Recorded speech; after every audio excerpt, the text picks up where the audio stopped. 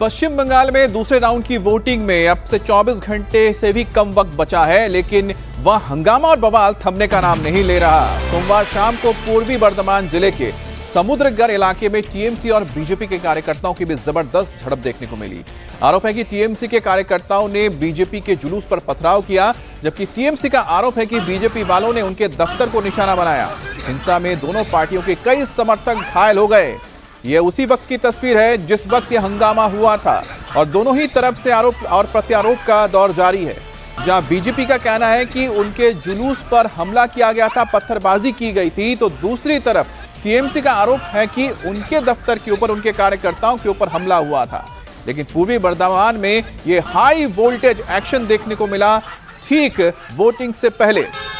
तो दो तस्वीरें आप देख रहे हैं, एक तरफ जहां पर यह हंगामा चल रहा था, एक कार्यकर्ता को पीटते हुए नजर आ रहे हैं कुछ लोग, दूसरी तरफ जहां पर पार्टी का दफ्तर था या यहां पर मौजूद थे लोग पार्टी के, उनके दफ्तर के ऊपर हमला किया गया। तो फ्लैग यहां पर टीएमसी के लगे हुए हैं, बताया जा रहा है उन्हीं के इस ऑफिस पर फिर हमला हुआ, उनकी गाड़ियों को तोड़ा फोड़ा गया, लाठी डंडे से पीटा गया। वोटिंग से पहले हंगामा सिर्फ पूर्वी बर्धमान में नहीं हुआ, बल्कि पश्चिम बंगाल के कई जिलों में जमकर हंगामा हुआ। मारपीट और बवाल भी हुआ, कई बीजेपी और टीएमसी समर्थकों की भिड़ंत भी हुई, तो कहीं समर्थक को गोली भी मारी गई। आरामबाग में तो ममता की महिला सांसद की गाड़ी पर ही हमला कर दिया गया। इन हंगामों और बवाल की वजह से वोटिंग से 24 घंटे पहले बंगाल में जबरदस्त तनाव का माहौल है। अब ऐसे में सवाल उठ रहे हैं कि पहले फेज में शांतिपूर्ण वोटिंग के बाद क्या फाइनल राउंड में गड़बड़ी की तैयारी की गई है?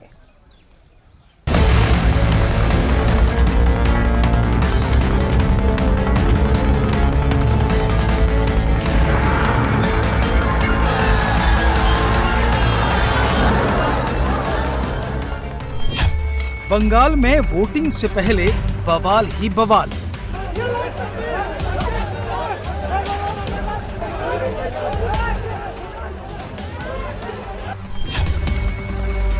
कहीं सपोर्टर्स में मारपीट तो कहीं सांसद पर अटैक।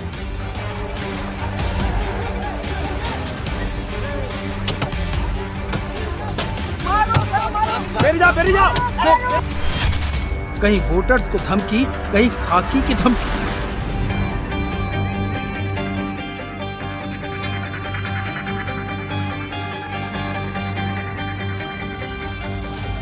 सोमवार शाम को पूर्वी बर्धमान जिले के समुद्रगढ़ इलाके में टीएमसी और बीजेपी के कार्यकर्ताओं के बीच जबरदस्त झड़प हो गई। इस हिंसा में दोनों पार्टियों के समर्थक घायल हो गए। हाल ही शहर में टीएमसी के एक समर्थक को गोली मारी गई, उसे अस्पताल में भर्ती करवाना पड़ा। तो साउथ 24 परगना में वोटरों को धमकाने के मामले में यूपी से स्पेशल ऑब्जर्वर के तौर पर पहुंचे पुलिस अधिकारी अजय पाल शर्मा ने टीएमसी के नेता और समर्थकों को चेतावनी दी है। वहीं आरामबाग इलाके में टीएमसी की सांसद मिताली बाग की गाड़ी पर हमला हो गया। टीएमसी ने दावा किया कि बीजेपी समर्थकों के हमले में घायल मिताली बाग को अस्पताल में भर्ती कराया गया है। पहले देखिए पूर्वी बर्धमान जिले के समुद्रगढ़ इलाके में सोमवार को हुई टीएमसी और बीजेपी कार्यकर्ताओं के बीच जबरदस्त झड़प की तस्वीर। इस हिंसा में दोनों पार्टियों के समर्थक घायल हो गए। पहले से घोषित कार्यक्रम के तहत बीजेपी की रैली समुद्रगढ़ की तरफ जा रही थी। इसी दौरान नशरतपुर इलाके में जब ये रैली टीएमसी के पार्टी कार्यालय के सामने से गुजर रही थी, तभी टीएमसी कार्यकर्ताओं ने नारेबाजी की। आरोप है कि टीएमसी सपोर्टर्स ने पथराव भी किया। इसके बाद स्थिति बिगड़ी और बीजेपी कार्यकर्ता तृणमूल कार्यकर्ताओं पर हमला करने लगे। देखते ही देखते दोनों पक्षों के बीच जमकर मारपीट शुरू हो गई। घटना की सूचना पर पुलिस और केंद्रीय बल मौके पर पहुंचे और हालात को काबू में किया। झड़प में दोनों तरफ से लोग घायल हुए हैं। आज के पूर्वस्थली दक्षिण विधानसभा केंद्र जिन्हें बीजेपी प्रार्थी सम्मानीय पानकृष्ण तपदार महाशय नेतृत्वे আমরা আজকে টোটো করে ব্যাপক পরিমাণে একটা মিছিল করছিলাম, ব্যাপক টোটো জমায়েতের মধ্য দিয়ে। কিন্তু যখন আমাদের এই টোটো মিছিলটা সমুদ্রগড়ের আগে যে নসরতপুর যে তৃণমূল পার্টি অফিস, সেই পার্টি অফিসের ওইখানে আমরা অতিক্রম করছি, তখন তৃণমূলের ওখানকার যে মস্তান আছে অমিত মোদক, তার নেতৃত্বে ওই দিক থেকে 8-10 জন ছেলে নিয়ে তারা স্লোগান দিচ্ছে। এবার সেই মুহূর্তে আমাদের ছেলেরাও যাচ্ছে, আমাদের ছেলেরাও স্লোগান দিচ্ছে এবং আচমকা ওইখান থেকে ইডি বৃষ্টি শুরু। তারা ওখানে পার্টি অফিসের ওখানে ছিল, কোনো কথাবার্তা ছাড়াই অতর্কিতে ওরা এসে প্রায় 1 থেকে 1.5 হাজার লোক, ওরা আমাদের ওই 15-20 জনের ওপরে ইট লাঠি রড নিয়ে আক্রমণ অতর্কিতে ইট বৃষ্টি পার্টি অফিস পুরো ভেঙে তছনছ করে দিয়েছে, ইট দিয়ে মেরে লোহার রড দিয়ে মেরে দুজনকে হসপিটালে মানে এমন ফ্র্যাকচার হয়েছে তাদের মাথায়।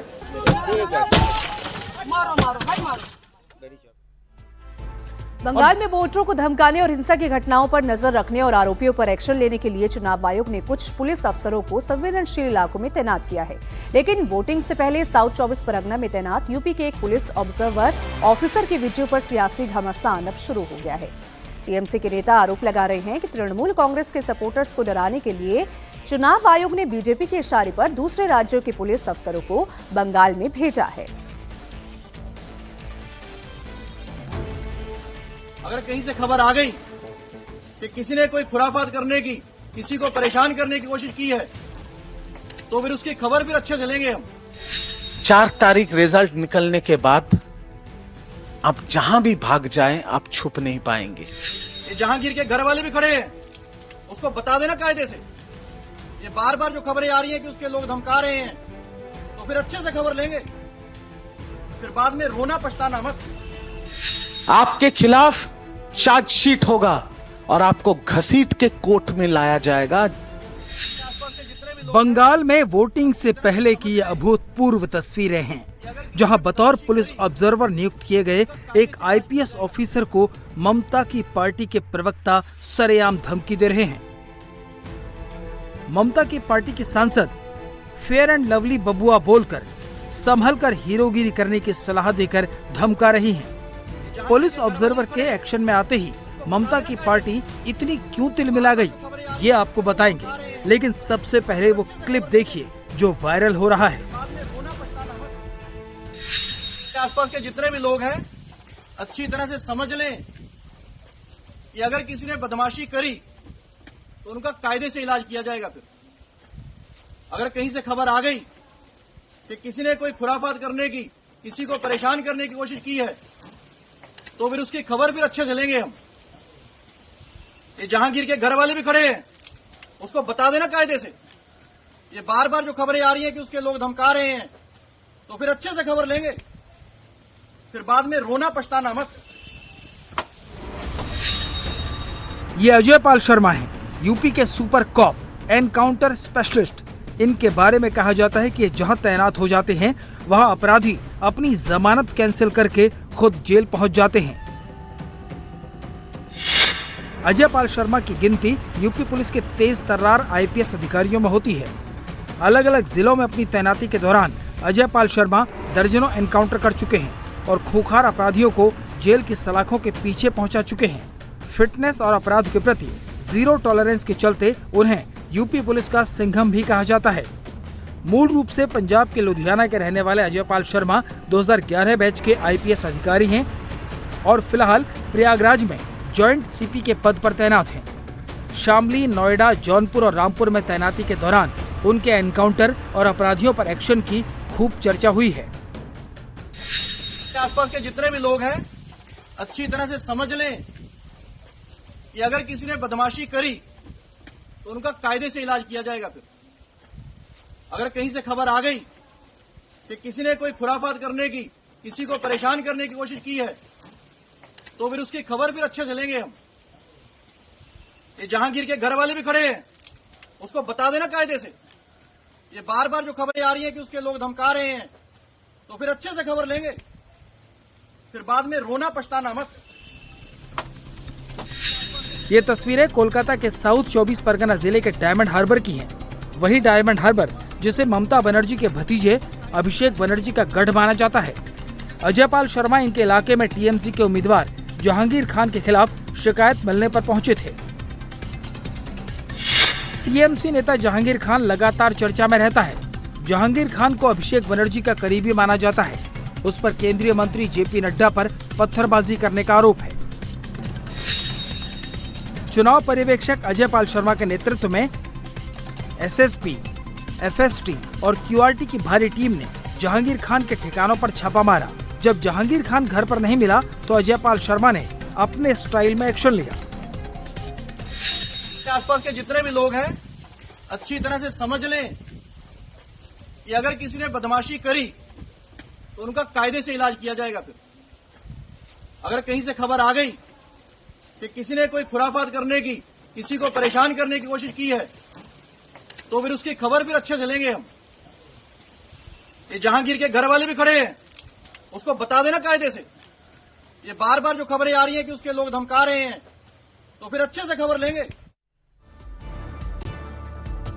और दूसरे राउंड में अब वोटिंग में 24 घंटे से भी कम वक्त बचा है और पहले राउंड में बम्पर वोटिंग के बाद अब दूसरे राउंड में भी इस तरह की वोटिंग की उम्मीद की जा रही है। और इस राउंड की सबसे हॉट सीट है कोलकाता की भवानीपुर सीट, जहां से खुद मुख्यमंत्री ममता बनर्जी मैदान में है, जबकि उनके मुकाबले में बीजेपी के शुभेंदु अधिकारी। वोटिंग से करीब 24 घंटे पहले भवानीपुर के वोटर्स का मूड क्या है, वो किसको वोट करने जा रहे हैं, उनके मन में क्या है, ममता बनर्जी को या फिर शुभेंदु अधिकारी को। बंगाल की सबसे हॉट सीट पर वोटर किस मुद्दे पर और किस चीज को लेके आगे अपना मतदान करेंगे और किसको चुनेंगे, आपको सुनाते हैं एक रिपोर्ट के जरिए। पहले चरण में बम्पर वोटिंग, अब दूसरे चरण की तैयारी। सुबह सुबह नारियल पानी और हर कोई यहाँ पर जहाँ कहीं जाएंगे तो चर्चा सिर्फ राजनीति की है। अंकल यहाँ पे मौजूद है। अंकल क्या नाम है आपका? मेरा नाम रंजीत कुमार नाम है। सुबह सुबह नारियल पानी पी रहे हैं, लेकिन मैं देख रहा हूँ राजनीतिक चर्चाएं बहुत जबरदस्त है। एकदम है। क्या माहौल है फिर उसका? माहौल बहुत गर्म है। गर्म क्यों? गर्म है, परिवर्तन मांगते हैं लोग बाग। परिवर्तन मांगता है। उम्मीद है पहले चरण में तो बम्पर वोटिंग हुई, दूसरे चरण में लोग घर से वैसे ही वोटिंग करेंगे निकल के करना तो चाहिए। आप भी जाएंगे? जरूर जाएंगे। ठीक है। अंकल क्या नाम है आपका? इंद्रजीत। इंद्रजीत जी, पहले चरण तो खूब मतदान हुआ है, 92%। हाँ। इस बार भी वैसे ही उम्मीद करते हैं। भवानीपुर में क्या होगा? भवानीपुर में तो पिछले कुछ चुनाव में तो थोड़ा थोड़ा तो इधर उधर हुआ है। इस बार क्या होगा? इस बार भी होने से देखा जाए क्या होता है। यहाँ तो मलाई खा रहे हैं, नारियल की सत्ता की मलाई। आनंद बहुत बढ़िया। सरकार की मलाई कौन खाने वाला है? प्रशासन के हम ड्यूटी में। तो ये नारियल पानी पिया जा रहा है। भाई साहब आप भी मलाई खा रहे हैं? दादा नहीं दादा नारकोल खाचो मलाई के खावे क्यों दादा? कौन मलाई खाने वाला है सरकार में? सरकार में दीदी खाएगा मलाई, और कौन खाएगा? कौन खाने वाला है कुर्सी पर बैठ के भवानीपुर से? दीदी खाएगा। दीदी खाएगा। तो ये बंग जंग है और इस बंग जंग में दादा क्या नाम है आपका? कहाँ जा रहे हैं? रुकिए, क्या नाम है आपका? हमारा नाम उपिंदर है। उपेंद्र जी, क्या इस बार लग रहा है बम्पर वोटिंग हुई है पहले चरण में, दूसरे चरण में भवानीपुर में भी मतदान होने वाला है, सब कुछ भय खत्म हो चुका है? नहीं, अभी कोई भय खत्म होने का ऐसी बात नहीं है, मैं शांति बना हुआ है। माहौल किसका टाइट लग रहा है? माहौल तो अब किसी का भी हो, अब क्या नाम लेना है, सब नाम लेना ये सब जगह में आफत है। नाम किसी का नहीं लेना चाहिए। नाम नहीं हो रहा है, अच्छा हो रहा है, बस परिवर्तन की दिशा में हो रहा है क्या? परिवर्तन नहीं, अच्छा हो रहा है, बहुत बढ़िया हो रहा है। बढ़िया हो रहा है। क्या नाम है चाचा आपका? हमारा नाम वीरेंद्र साहू है। वीरेंद्र साहू जी, भवानीपुर में क्या होगा? भवानीपुर अच्छा ही होगा जो होने वाला है। अच्छा तो होगा। हाँ। वोट डालने सब जाएंगे? हाँ हाँ। तो क्या परिवर्तन होगा? परिवर्तन तो होना चाहिए। क्या लग रहा है भवानीपुर का माहौल? दीदी आनी चाहिए। दीदी आएगी। दीदी आएगी। बम्पर वोटिंग हुई थी, लेकिन भवानीपुर में तो 63% ही मतदान हुआ था पिछली बार। इस बार तो पूरे बंगाल में जबरदस्त हो रहा है पहले चरण में मतदान। दूसरे चरण में क्या लग रहा है? आएगी दीदी आएगी। वोट कम्प्लीटली होगा, दिक्कत नहीं। क्या अच्छा है? अच्छा मतलब क्या बढ़िया लगा आपको इस सरकार में? सरकार में सब कुछ ही बढ़िया है, जो आज़ादी मिल रहा है वैसे मिल, दिक्कत कहाँ है। सुबह मौसम्बी तो छील रहे हैं, रस कौन पिएगा भवानीपुर में इस बार? कस्टमर पिएगा, और कौन पिएगा? मैं तो देख रहा हूँ सब मलाई भी खा रहे हैं। सत्ता की मलाई किसको मिलने वाली? अब तो वोट मिलने का वादे ना।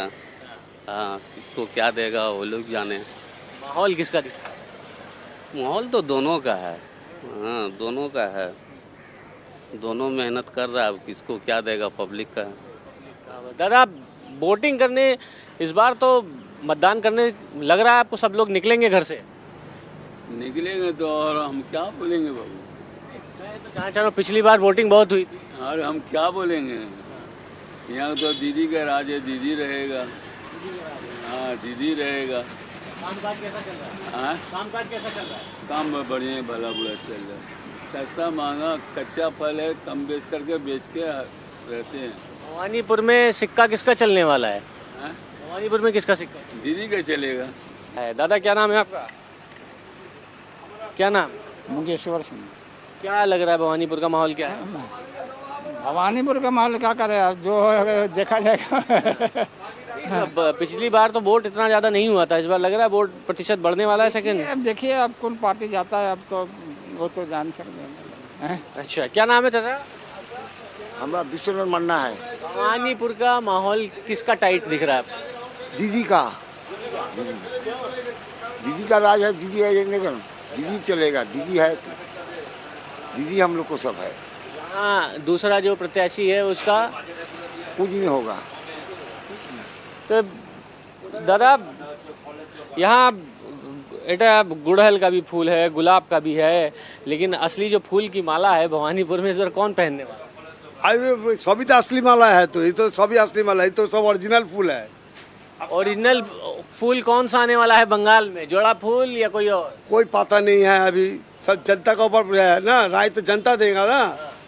आप भी बोलने पाइएगा, हम नहीं बोलने पाइएगा। वोट डालने जाएंगे? पिछली बार तो वोट कम हुआ था यहाँ पे, 63% ही हुआ था। वोट तो होगा ही, वोट तो हम जरूर देने जाएंगे, लेकिन मेरा ये तो अपना अंदर की बात है, वो बोल नहीं पाएंगे हम किसको देंगे। माहौल किसका नहीं बता पाएंगे? नहीं, वो नहीं बोलेंगे हम किसको, जिसको पसंद करेगा उसको दो। मेरा बात है ना, ये अपना अंदर की बात है, जिसको हमको अच्छा लगेगा उसको देंगे हम। ठीक है, अंदर की बात है और अंदर की बात ही फैसला बंगाल की सरजमी पर दिखाएगा। और यही वजह है कि लोग बड़ा साइलेंट है, इस बार साइलेंट बहुत है दादा यहाँ पर। ऐसे ही भवानीपुर में नारियल पानी की दुकान से निकलकर हमारे सहयोगी मनीष भट्टाचार्य भवानीपुर के मछली मार्केट में पहुंचे और वहां के वोटरों की नब्ज टटोलने की कोशिश की। कुछ लोगों ने तो खुलकर बात की, लेकिन कुछ लोग अब भी अपने पत्ते खोलने को तैयार नहीं दिखे। मछली की चर्चा खूब हुई है बंगाल के चुनाव में, लेकिन मछली क्या सत्ता के शिखर तक पहुंचा पाएगी, ये एक बड़ी चर्चा है। ये देखिए, ये मछली बाजार है और ये सबसे पॉश इलाका है भवानीपुर का और सबसे खूबसूरत मछली बाजार है। ना मछली की चर्चा तो इस बार बहुत हुई है दादा चुनाव। हाँ, मछली भात बहुत खाता है आदमी। हाँ, तो बाहर आदमी है खाने के लिए, बस खाता है खूब। क्या कह रहे हैं? हाँ, बताइए। यहाँ आइए, मछली नहीं खाइएगा, मटन नहीं खाइएगा तो तंदुरुस्त नहीं रहेगा, ये जरूरी है शरीर में। निरामिष भेज खाइएगा तो कुछ काम नहीं होगा। मच्छी मांस खाना चाहिए, शरीर का जरूरी है। जैसा धूप शरीर में जरूरी है इंसान का, बारिश जरूरी है, ठंडा जरूरी है, ऐसा मच्छी मांस खाना भी जरूरी है। घर बैठ के मछली भात खाते रहेंगे और क्या लग रहा है क्या होने वाला है? होने वाला है तो बहुत कुछ। क्या बोलेंगे, बोलिए आप ही बताइए क्या होने वाला है। हम बोलेंगे तो फिर इनकाउंटर करके मार देगा तो क्या करें? कौन मार देगा भाई? अरे बहुत आदमी आया है यहाँ। डर लग रहा है क्या? हम किसी से डरता नहीं है। 74 एज हुआ, हम आंदोलन करने वाला आदमी है। अरे जो होगा दिखा जाएगा 4 तारीख को, या झंडा ऊंचा रहे हमारा। तो जय श्री राम का नारा भी लग रहा है भाई मछली बाजार में। आप तो जय श्री राम चिल्ला रहे हैं। क्या नाम है आपका? हमारा भारत का। हमारा नाम है राहुल। समझ लीजिए क्या भवानीपुर में क्या होने जा रहा है? अभी मालूम कुछ नहीं, अभी 4 तारीख के बाद जो होगा देखा जाए। 4 तारीख के बाद होगा। इसका माहौल किसका टाइट है? अभी कुछ पता नहीं किसका माहौल कैसा टाइट। डर लग रहा है क्या? चाचा कह रहे हैं इनकाउंटर। डर का कोई बात नहीं, आम आदमी है, आम जनता आदमी है, जिसको वोट देना हमारा मानी, कोई बोलेगा हम थोड़ी देगा। तब अभी 4 तारीख के बाद जो होगा तो ही दिखा जाए। 4 तारीख के बाद दिल्ली में है कि नहीं? क्या कह रहे हैं? भारत का झंडा कहाँ है? दिल्ली का ऊपर रहे तो कौन आएगा तब? बंगाल का झंडा कहाँ लगेगा? बंगाल का झंडा हम लोग के पीछे लगेगा, आदमी का पीछे। इतना साल खाया, सब कुछ बनाया, जो होगा देखा जाएगा। लड़ाई तो होगा जरूर, आंदोलन चाहिए। आंदोलन चाहिए भाई, और इस आंदोलन में मिजाज लोगों का लड़ाई वाला है। चाचा क्या आंदोलन चाहिए बंगाल में? क्या चाहिए? नहीं, वो तो बात सही है, लेकिन बात होने से बात क्या है, एक तो दिन में परिवर्तन होना ही चाहिए। परिवर्तन होना ही चाहिए। एक जमाना में सब दिन सब साल नहीं चलेगा। परिवर्तन नहीं होने से हम लोग का बंगाल में अच्छा काम होगा नहीं। परिवर्तन तो थोड़ा तो होना चाहिए। भवानीपुर से परिवर्तन की लहर उठ रही है क्या? नहीं, वो बात नहीं है। देखिए, ये सब मनुष्य का ऊपर सब वोट चलता है। आदमी लोग को किसी को वोट देंगे से तो हम किसी के ऊपर वोट देंगे, ये आदमी का ऊपर निर्भर करता है। हाँ, लेकिन बात क्या है, भवानीपुर को जो होता है मुख्यमंत्री का साथ कॉन्टेस्ट हो रहा है। ये मुख्यमंत्री जो आमला का बंगाल का है, इसका ऊपर कंटेस्ट हो रहा है। ये कंटेस्ट होगा ही होगा। भारी कौन पड़ेगा? देखिए भारी अभी बोलना नहीं चाहिए, ये आदमी का ऊपर सब निर्भर करता है। भारी कौन रहेगा, कौन नहीं, कौन हल्का रहेगा, ये हम लोग क्या बोल नहीं सकेंगे। हम लोग का यहाँ पर का नागरिक है, वोट देगा, बस यही हमारा ठीक है। डर खत्म हो गया, लोग घर से निकल रहे हैं। दादा डर खत्म है, लोग घर से निकल रहे हैं? अब बहुत निकल रहा है। डर किस चीज का है? वोट परसेंट तो कम होता था पहले। पहले तो वोट परसेंट कम होता था। पहले से अभी बहुत उत्साह, लोगों में उत्साह भरा हुआ है वोट देने के लिए। ये उत्साह क्या परिवर्तन लाने जा रहा है, क्या करने जा रहा है? परिवर्तन का तो हम नहीं बता सकते हैं, वो तो 4 तारीख को रिजल्ट निकल गया तो परिवर्तन का रिजल्ट निकलेगा। माहौल टाइट किसका दिख रहा है? अभी है सब अपने दोनों पार्टी अपने सामने जोरों से चल रही है। हाँ, अब कौन जीतेगा कौन हारेगा ये तो अब 4 तारीख के। ये मछली मंडी है, ये भवानीपुर की। ये भवानीपुर की मछली मंडी है ना? जोगी बाजार है भवानीपुर। सुबह सुबह लोग मछली खरीदने आ जाते हैं। माछ भात खाते हैं सुबह सुबह। यहाँ बिना मछली का कौन खाता है? माछ भात खा के चर्चा क्या चल रही है? वही चल रहा है जो चल रहा है, आप सुन रहे हैं सबका बात। क्या सुन रहे हैं आप? वही उल्टाएगा पलटाएगा सब बोल रहा है लोग। माछ भात खा के तो बंगाली बता देता होगा ना कि आखिरकार किसका माहौल टाइट चल रहा है। वो टक्कर है। दीदी माछ किनते से छो? हाँ माछ बनावे की बाड़ी से? हाँ हाँ। ये भवानीपुर की लागছে কি হবে? হ্যাঁ কি হবে ভবানীপুরে? কাজ হবে, খেলা হবে? কি করব, খেলা হবে? আমি কি করে জানবো? কে লাগছে, কে হেভি ওয়েট? আমি কি করে জানি না। तो खेला होबे या परिवर्तन दरकार, ये दो जो नारे लग रहे हैं, ये भवानीपुर के वोटर्स ने तो कहीं ना कहीं तक आपको संकेत दे दिए, लेकिन सीधे ना दे, लेकिन कुछ ऐसी बातें कह गए हैं जिससे ये जाहिर होता है कि जो मामला उतना आसान नहीं है यहाँ पर दीदी के लिए। क्योंकि भवानीपुर के जो वोटर्स हैं उनकी बातें आपने सुनी है, और भवानीपुर के करीबी बालीगंज का इलाका पड़ता है। ये साउथ कोलकाता की जो सीट से बहुत अहम है, जैसे राज बिहारी एवेन्यू हुई है, ये विधानसभा क्षेत्र है जहां बीजेपी की तरफ से सपन दास गुप्ता यहां पर ताल ठोक रहे हैं चुनावी मैदान में, तो टीएमसी की तरफ से देवाशीष कुमार का मुकाबला है। अब राज बिहारी के वोटर्स में माहौल जानने के लिए हमारे संवाददाता, हमारे सहयोगी पवन नारा पहुंचे। उन्होंने भी यहां पर लोगों के मन को टटोलने की कोशिश की, क्योंकि साउथ कोलकाता दीदी का एक ऐसा अभेद किला है जिसको ढाना इस वक्त बहुत जरूरी, अगर सत्ता पाना चाहती है बीजेपी। तो पश्चिम बंगाल में दूसरे फेज की वोटिंग 29 तारीख को होनी है, और वोटिंग डे से पहले सबकी निगाहें इस बात पर है कि कलकत्ता और आसपास के शहरी इलाके किस गति से, किस संख्या में मतदान करेंगे, क्योंकि जो पश्चिम बंगाल 82% वोट 2021 में करता है, वही वोट शहरी इलाके आते आते 62% रह जाता है। शहरी इलाके के मतदाता क्यों मतदान नहीं कर पाते, और अब की बार मतदान को लेकर क्या सोच है, उसी पर बात करेंगे। अब की बार वोटिंग को लेकर कितने एक्साइटेड हैं? लग रहा है परसेंटेज बढ़ पाएगा? हाँ पता है बढ़ पाएगा। क्यों लग रहा है बढ़ेगा अब की बार? क्योंकि वोटिंग तो अभी तो चल रहा है ना, तो मुझे लग रहा है अभी बढ़ पाएगा। बढ़ पाएगा दादा? हाँ सर, परसेंटेज तो जरूर बढ़ेगा। बढ़ेगा। पिछली बार कम क्यों था शहरी इलाके में? देखिए यहाँ का नियम ही ऐसा है, सबको एक उत्तेजना है, वोट देना है, वोट देना है। अगर मेरा नाम कट गई तो क्या होगा, ऐसी वाली डर भी है। इसीलिए वोट सबको देना है, चाहे काम हो चाहे ना हो। अच्छा, पहले वोट देने में कोई दिक्कत आती थी शहरी इलाके में? वोट परसेंटेज इलाके में ऐसा कोई दिक्कत नहीं है। जो दिक्कत आपको दिखेगा गाँव में, एक बार गाँव घूम लीजिए पता चलेगा। अब की बार के चुनाव आयोग की कोशिशों में इस बात का विशेष ध्यान रखा गया है कि सीआरपीएफ वोटिंग के 60 दिन बाद तक बंगाल में बनी रहे। जहां हम रिकॉर्डिंग कर रहे हैं वहां आप देखिए, डीओ को साउथ कोलकाता क्यूआरटी टीम है, ऊपर वेबकैम लगा हुआ है। तो अब की बार बहुत कुछ बदला हुआ है। दादा यहाँ रास बिहारी में चाय पी रहे हैं।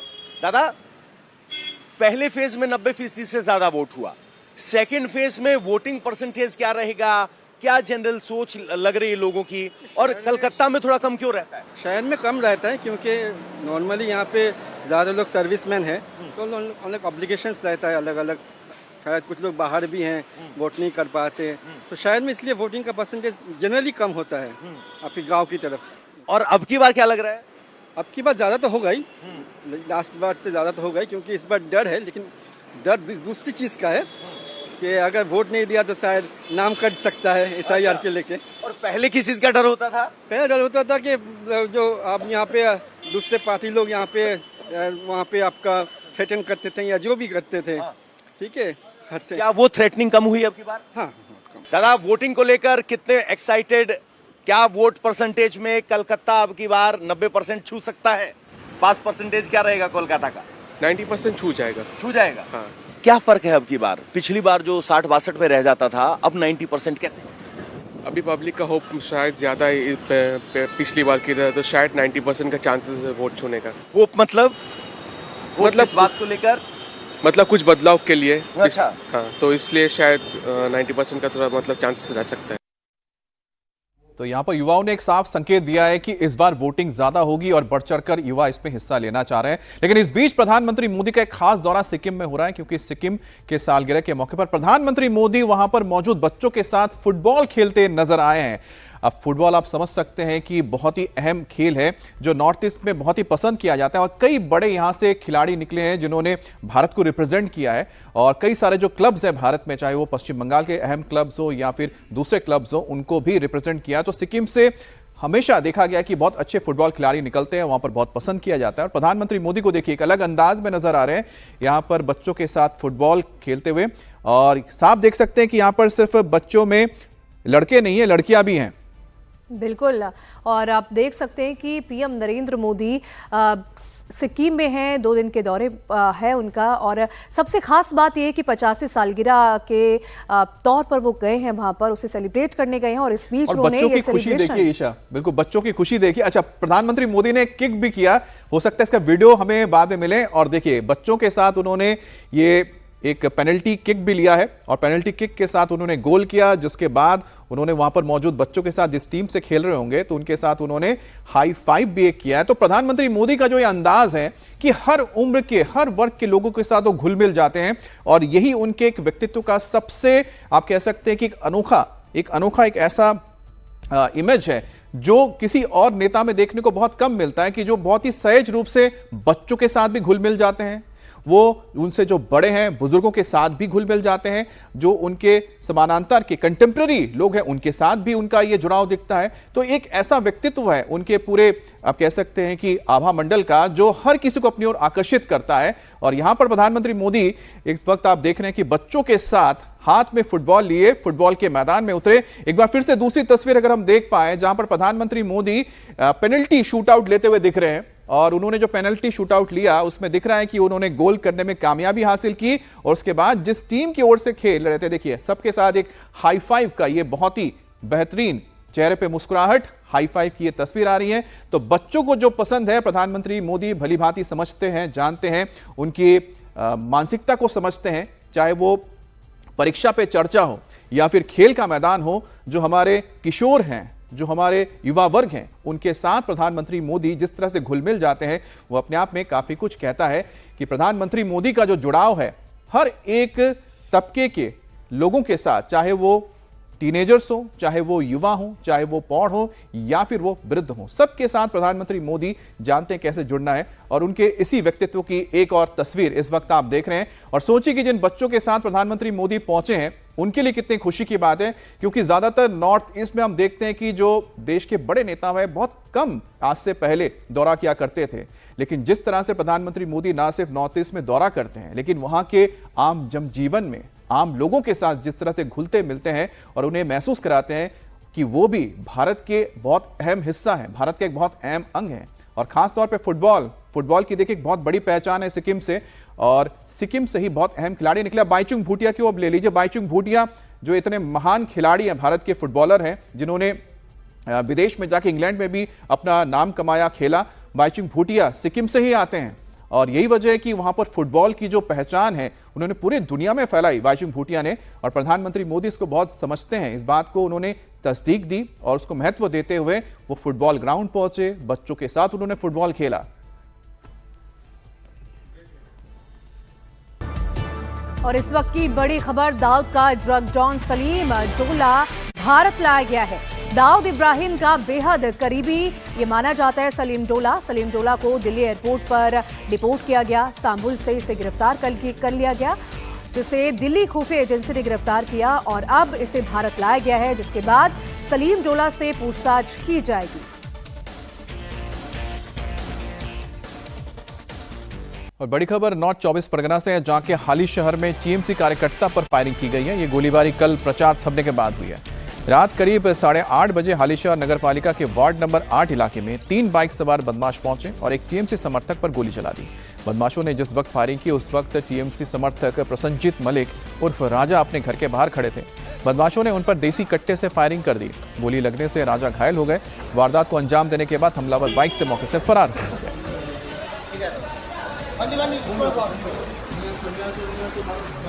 बड़ी खबर दिल्ली से, जहां एक सड़क हादसे में 2 भाइयों की जान चली गई। हादसा कल रात दिल्ली के अशोक रोड पर हुआ।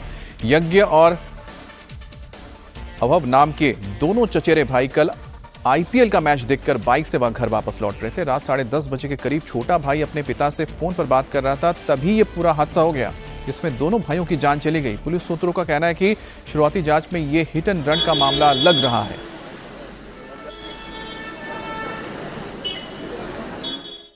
एक बार फिर से लौटते हैं बंगाल की ओर, जहां पर चुनाव से जुड़ी एक बड़ी खबर आ रही है। बंगाल में इस वक्त जिस सीट पर सबसे ज्यादा चर्चा हो रही है वो है भवानीपुर। जाहिर सी बात है, ममता बनर्जी यहां पर चुनाव लड़ रही है और उनको चैलेंज कौन कर रहे हैं? बीजेपी के शुभेंदु अधिकारी। अब ममता बनर्जी के घर के बेहद ही करीब रहने वाले लोगों, दुकानदारों में क्या माहौल है? वो इस बार ममता के बारे में क्या सोचते हैं, ममता बनर्जी के बारे में क्या सोचते हैं? क्या वो भी बदलाव की सोच रख रहे हैं या फिर वो चाहते हैं कि ममता बरकरार रहे? इसको जानने की कोशिश की हमारे सहयोगी मनीष भट्टाचार्य ने। भवानीपुर के दूसरे इलाके में है ये वार्ड, ममता बनर्जी के घर के बेहद करीब है। लोग सुबह बैठे हुए, उनसे बात करते हैं। दादा, क्या नाम है आपका, ये बताइए। अजय बनर्जी। भवानीपुर के बनर्जी, गांगुली, चटर्जी, मुखर्जी, भट्टाचार्य, भौद्रो बंगाली है। भौद्रो बंगाली को क्या लग रहा है इस बार? इलेक्शन के बारे में पूछ रहे हैं क्या? जो होगा देखा जाएगा। नया SIR मिला ना, टफ है इलेक्शन, फाइटिंग तो टफ है। क्या 93% वोट फर्स्ट फेज में हुआ है, सेकंड फेज में भी इतनी बम्पर वोटिंग होने जा रही है, आपको लग रहा है? This is going to be a challenge I think, because there might be a challenge. ये लास्ट जो 2021 का इलेक्शन था, भवानीपुर में 63 to 65% वोटिंग हुआ था, तो ये अप होगा? Gone have those days. We talk about the present. घर से लोग निकलेंगे नहीं निकलेंगे, क्योंकि फोर्स है, डर नहीं है इस बार?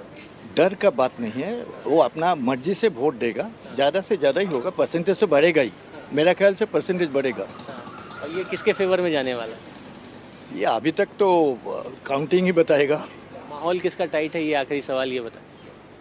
माहौल के बारे में अब बोल रहे हैं ना, तो ठीक है, हर जगह में ऐसा ही होता है, कोई तो कमिट नहीं करता है ये जीतेगा वो जीतेगा। फिर साइलेंट वोटर, इनकी बातों से लगा मुझे एकदम साइलेंट है, न्यूट्रल है, कुछ अभी बताने को तैयार नहीं। दादा, क्या नाम है आपका? गोपाल बंदोपाध्याय। गोपाल बंदोपाध्याय। मैं वही सवाल दोहराऊंगा, भौद्रो बंगाली के मन में क्या है? मन में क्या है? वोट आएगा, वोट देगा, और उसमें क्या है, डेमोक्रेटिक उत्सव है, वोट होगा, वोट देगा, सुबह सुबह वोट देगा, और क्या। लोगों में जो एक डर था, भय था, फोर्स आई है, सब लोग निकल रहे हैं घर से, वोटिंग परसेंटेज बढ़ रहा है। भवानीपुर का भी वोटिंग परसेंटेज बढ़ेगा क्या, क्योंकि लास्ट इलेक्शन में तो कम था? तो होने दीजिए, वोटिंग परसेंटेज के साथ वोट का क्या रिलेशन है? जो जीतेगा वो जीतेगा, जो नहीं जीतेगा उसके साथ क्या रिलेशन है? अच्छा, यहाँ माहौल किसका टाइट आपको दिख रहा है? इधर तो माहौल दीदी का तो घर है, दूसरा कैंडिडेट भी है। दूसरा कैंडिडेट है तो वो तो दीदी का ही पुराना आदमी है, वो सब कुछ बात नहीं है, दीदी इधर जीतेगा, मेजोरिटी से जीतेगा। दादा, क्या नाम है आपका? अधीर मंडल। अधीर मंडल दा, क्या लग रहा है इस बार यहाँ बंगाल में क्या होने वाला है, भवानीपुर में क्या होने वाला है, और भवानीपुर से क्या संदेश जाएगा? अभी बोलने का कैसे बोलेंगे, बोलिए, कौन कैसे जीतेगा, ये करेगा? जीत हार नहीं पूछ रहा हूँ मैं तो ये पूछ रहा हूँ कि क्या लग रहा है इस बार माहौल क्या है? माहौल बीजेपी का। वोट डालने जाएंगे आप लोग? कोई डर तो नहीं है इस बार? पिछली बार तो वोट, हमारा कोई डर नहीं है, हम जहाँ पर रहते हैं ना, छोटा उम्र से यहाँ पर रहता था, अभी चला गया बांसुनी भीतर में। हाँ, वहाँ पर इतना डेंजरस जगह है, वहाँ पर भी कोई ये नहीं है, सब भाई भाई। फोर्स खूब लगा हुआ है। हाँ? फोर्स खूब है। नहीं, फोर्स नहीं है। यहाँ तो बंगाल में अभी लगा हुआ है फोर्स। हाँ, तो हम लोगों का पाड़ा में फोर्स नहीं है। सौमेन मंडल। मंडलदा, इस बार बंगाल में माहौल किस तरफ दिख रहा है आपको? आपको माहौल ভালো है, सुष्ठ शांतिपूर्ण वोट है। लोग घर से निकलेंगे वोट डालने के लिए? ভোট দান के लिए শান্তিভাবে যাচ্ছে। अशांति थी पहले क्या? ना। इस बार वोट परसेंटेज बढ़ेगा यहाँ पे? बढ़ेगा से तो कैलकुलेशन का देखा जाएगा। 12% का डिलीट हुआ, তারপর তাহলে 92-88 মধ্যে আসি, ভোট পার্সেন্টেজ মোটামুটি ঠিক। पिछली बार तो 63 to 65% ही একটু বেড়েছে, অবশ্যই বেড়েছে। तो माहौल किसकी तरफ ज़्यादा आपको लग रहा है कि कौन हैवी वेट है? আমাদের আরামবাগ মহল্লা মোটামুটি পরিবর্তন হবে কি খেলা হবে? ওটা বলতে পারবো না, আমি থাকি কম গ্রামে। दादा क्या नाम है आपका? नाम सत्यजीत दास है। दास साहब, यहाँ भवानीपुर से मैसेज क्या जाने वाला है बंगाल में?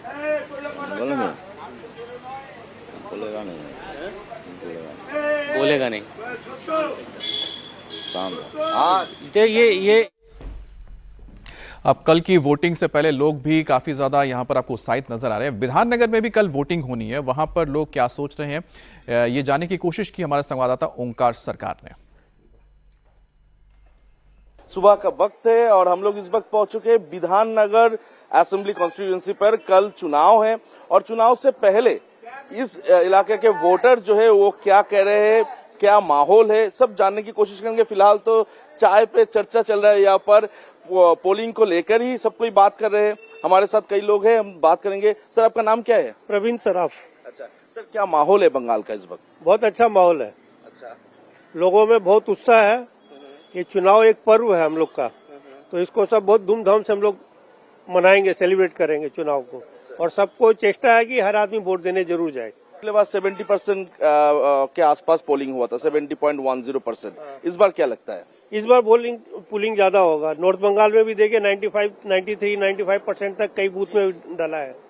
तो इस बार छापा वोट नहीं होगा और पब्लिक सिक्योरिटी इतना है तो पब्लिक का मन में डर नहीं है। मैं सबसे यही अपील करूंगा, मेरे पूरे बंगाल के जो भी मेरे जो है भाई लोग और जो भी मेरी बहनें माताएं, वो पूरी तरह से पूरे जोश से वोट देने जाएं और जो उनकी आत्मा गवाह दे कि बंगाल की स्थिति अभी क्या है और आगे भविष्य में क्या जरूरी है और हमारे आने वाले भविष्य में क्या जरूरत है बच्चों के भविष्य के लिए, वो उनका विवेक अगर जो बोलता है वो उनका जो उसी हिसाब से वो वोट करें। पिछले बार यहाँ पर 70.10% पोलिंग हुआ था, क्या लगता है इस बार पोलिंग परसेंटेज बहुत बढ़ेगा?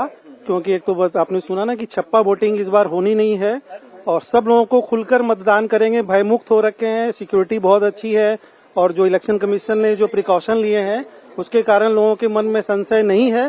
तो पूरी अच्छी तरह वोटिंग होगी और एक अच्छा अपना मतदान का उपयोग कर पाएंगे। सबसे बड़ी बात है कि लोग अपने राइट्स का यूज कर पाएंगे इस टाइम में खुलकर, बिना किसी दबाव के, बिना किसी प्रेशर के। जी, कमल गट्टानी। सर, कमल जी, ये बताइए कि माहौल क्या है बंगाल का इस बार? माहौल बहुत ही अच्छा है और हमको सनातन धर्म के लिए ही वोट करना है।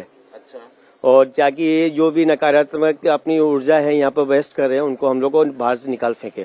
क्या लगता है, क्या माहौल है बंगाल का इस वक्त? इस बार भारतीय जनता पार्टी की सरकार 100% बनने जा रही है और विधाननगर सीट भी हम लोग 15 से 20 हजार वोट से कम जीत सकेंगे। SIR के कारण जो गलत वोटिंग थे, वोटर्स थे, जो बांग्लादेशी वोटर्स थे, उन सबों को SIR के थ्रू चले गए, इसलिए जेन्युइन वोटिंग होगी। लोगों में खूब उत्साह है, पूरी सिक्योरिटी है और डेवलपमेंट के लिए वोट होगा। इस बार बीजेपी और TMC की लड़ाई नहीं है, बांग्लादेशियों को जो हमारे वोटर नहीं है उनसे बीजेपी की लड़ाई है। जो कॉम्प्लेक्स है, जितना विधाननगर में बोलिए, यहाँ जो 28 से 35 नंबर जितना वार्ड है, इसमें लास्ट साउथ दमदम को जो लास्ट चारों वार्ड है 33, 34, 35, इसी वार्ड में ज्यादा संख्या में हल्ला और वोटिंग लूट होता था। अच्छा, इस टाइम में मुझे लगता है अभी जो बंगाली पीपल है और वहाँ पे जो हिंदी स्पीकिंग भी है वो खुल के वोट करेंगे।